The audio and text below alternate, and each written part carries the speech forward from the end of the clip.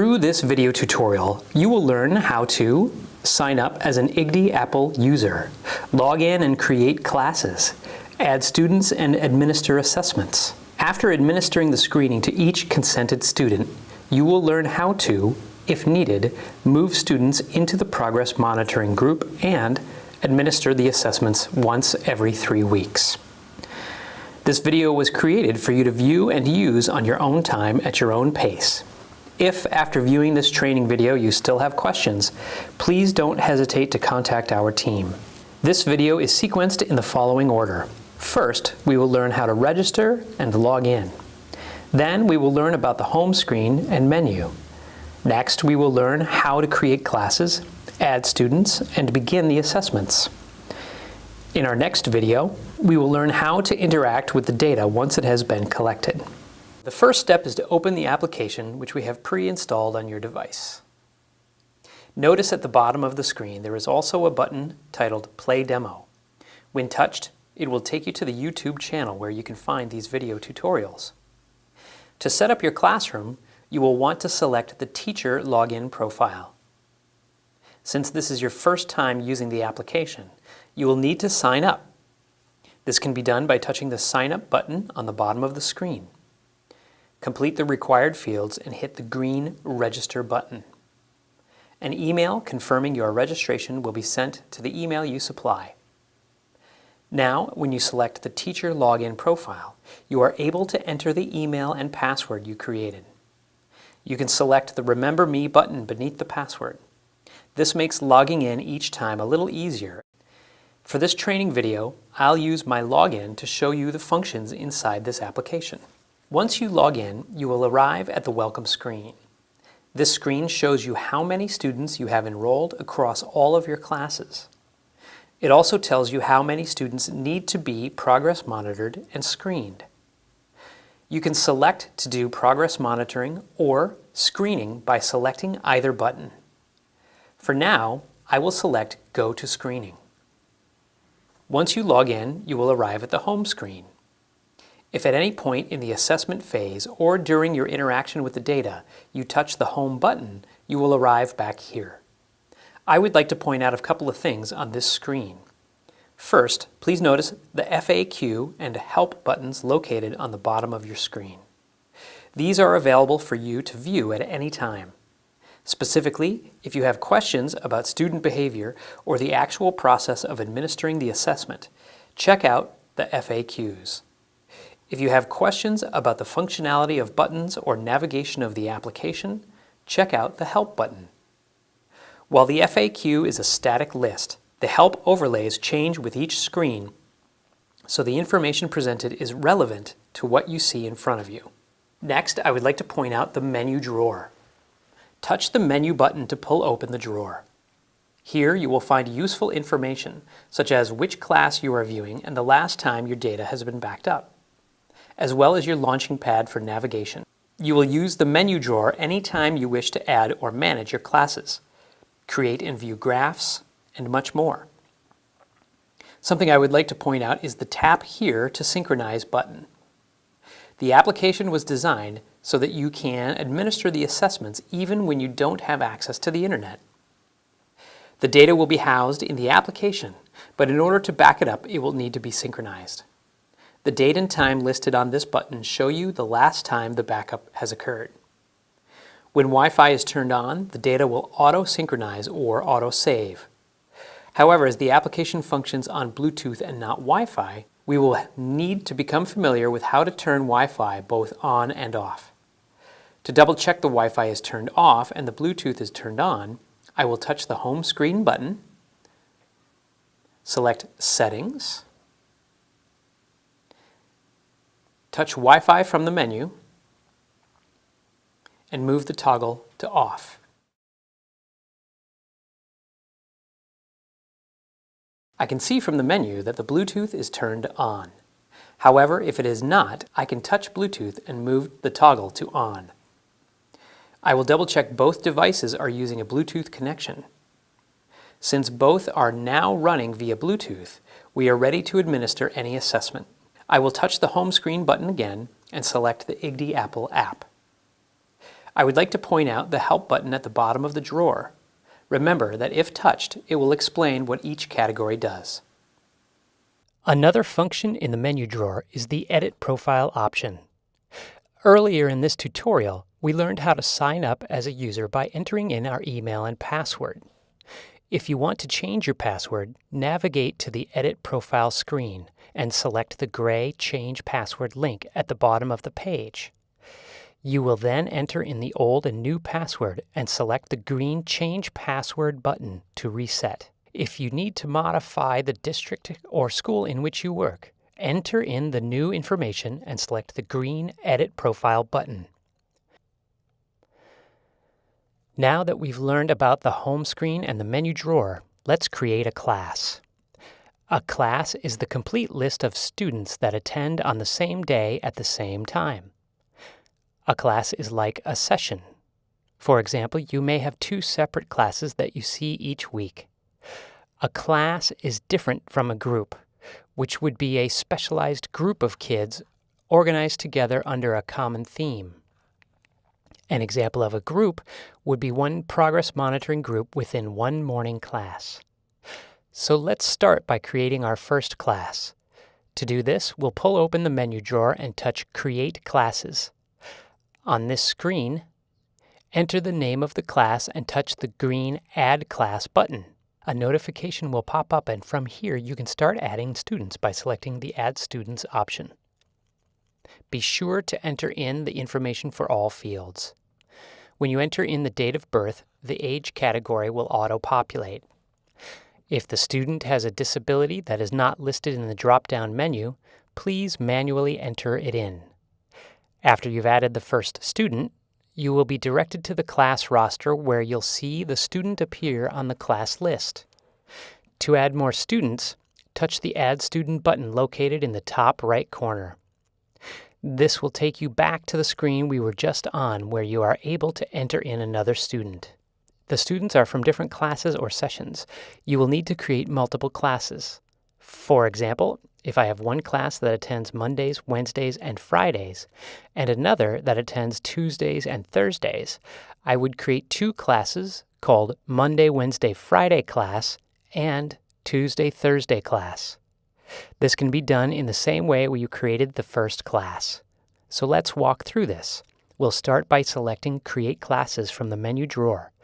Let's enter in a new class name and touch the green Add Class button.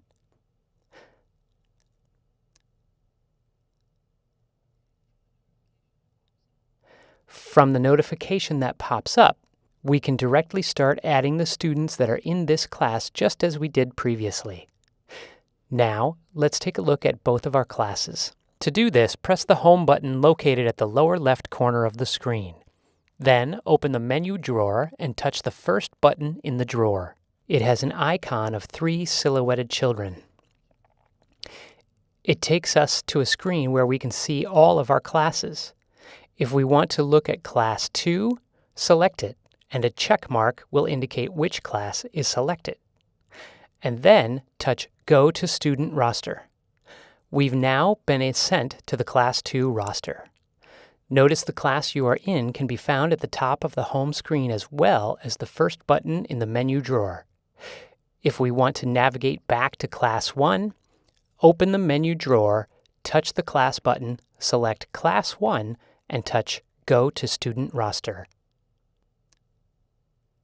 Now let's take a look at the Manage Classes screen. Remember, we can get here by going to the menu drawer and selecting Manage Classes. On the top of the screen, you will see an Assign Teacher tab, a Remove Teacher tab, a Change Owner tab, and an Edit Classes tab. The Assign Teacher tab allows you to assign a teaching assistant or assessment specialist to the class you have created so that he or she can administer the assessment. To do this, let's type his or her email in the required field and select the class we want to assign him or her to. Finish by touching the green Assign Teacher button. It's important to remember that before we can add the teacher to a class, he or she will have to be registered. They do this the same way we did at the beginning of the video, which was to select Sign Up on the application. Remember, an email will be sent to the person signing up confirming their registration. If the teacher has not registered, we will be unable to assign them to a class. If a teaching assistant is no longer working in your classroom, you can select the Remove Teacher tab.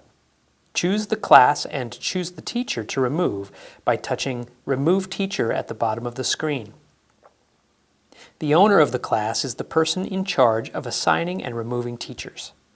If this person needs to be changed, navigate to the Change Owner tab and select the teacher that will become the new class owner. If we navigate to the Edit Classes tab, we are able to select a class and either change the name or delete the class entirely. Once you have added all the consented students to your roster, you can begin the assessment. When the time comes to administer the assessment, ensure the tablets are turned on and have sufficient charge. Double check to make sure the sound is turned on the student device. You can check to see if it is by looking at the toggle on the top right side of the device. It should be toggled up. Then, check to be certain the volume is turned up to a level you can hear. Be sure to log in as the teacher on one device and a student on the other. The circles will remain blue and say Start until they have been administered. Then they will show the score and corresponding tiered color. To select the assessment, simply touch the Start button underneath the measure you wish for the student you wish. Be sure you are selecting the screening for the correct season. If you accidentally select an assessment outside of the current screening window, a notification will pop up asking you to confirm you wish to go ahead with the assessment outside of the current season.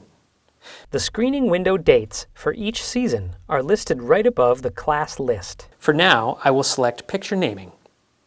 A prompt will ask if you are ready to administer to the student. If you are ready, touch Yes, and we will be directed to the connection screen. Please note that picture naming is first in the list because it is the first assessment each child should complete. This is because some of the images in picture naming are used again in other tasks.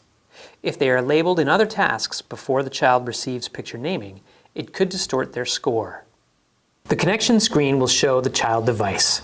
Touch it to connect. Once they are connected to each other, a blue button labeled Begin the Assessment will appear. Touch it to begin.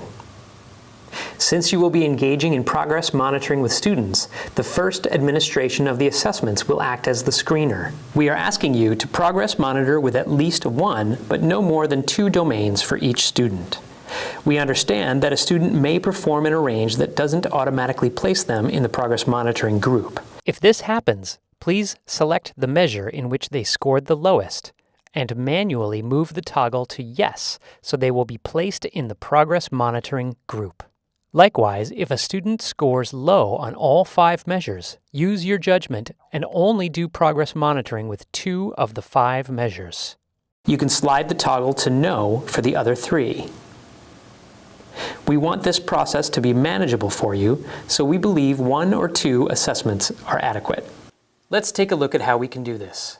From the home screen, I will touch on Brian's red circle for picture naming.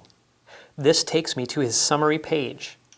As we can see, there is a column titled Progress. If the child scores in Tier 2-3, the toggle will automatically move to Yes. However, as the user, you can move the toggle manually. So if one student scores low on all 5 measures, move the toggle manually to ensure only 2 of the 5 measures read Progress Monitoring. We can confirm our changes by selecting the Progress Monitoring header button on the home screen. Let's take a look. We'll navigate back to the home screen and select the Progress button. Brian should appear here. As you can see from the screen, there is a column labeled Due In. This will tell you when to administer the next assessment to the student. The assessment will only become available on the date listed. When it's available, an Assess Now button will appear. You will need to touch this button to begin the assessment with the student. In the next tutorial, I will progress monitor a student whose 3-week window has lapsed, and he is now ready for assessment. Before ending, I would like to go over some troubleshooting. If you have, for example, spelled a child's name wrong, or entered in the wrong primary language, you can easily modify the profile by touching their name from the home screen. This brings us to the page with his or her information. Simply make the adjustment and select the Edit Student button on the bottom when done. Something to note is that the application does not allow users to enter the same name and date of birth in the same class twice.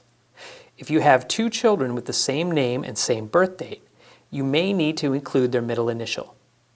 If you try to add them, a notification will appear alerting you to the problem. If two students have the same name but different birthdays, then it will allow you to register. This is to ensure the correct data is linked to the correct child. If you added a child to the wrong class, you can delete them from the class roster. This can be done by touching the trash can icon on the top right corner of the home screen. Once you touch this button, you will see an additional column appear with a red Delete button next to all students. Touch the button next to the student you wish to remove. If you incorrectly scored the sample items C and D for a student and were subsequently forced to discontinue the assessment, you can override by touching the gray button under the assessment. You will see a prompt asking if you are sure you want to administer the assessment. Touch OK and you will be able to start. There is one last thing I would like to go over. If one of your students is no longer attending class, you may wish to qualify them as an inactive student and remove them from the application. You may do this by navigating to their profile by selecting their name from the home screen. Once on their demographics screen, you can turn off the active student toggle button. You can also select the reason for their prolonged absence. The reasons listed are 1. He or she has moved away. 2. He or she is suffering from a prolonged illness. 3. He or she is no longer attending. 4. Unknown. Or 5. Other. Please mark the reason. If the student rejoins the class, please move the toggle from inactive back to active. This concludes our video tutorial. In order to close the application entirely, I will touch the Home button on the iPad twice in quick succession. This allows me to see all the applications I currently have open.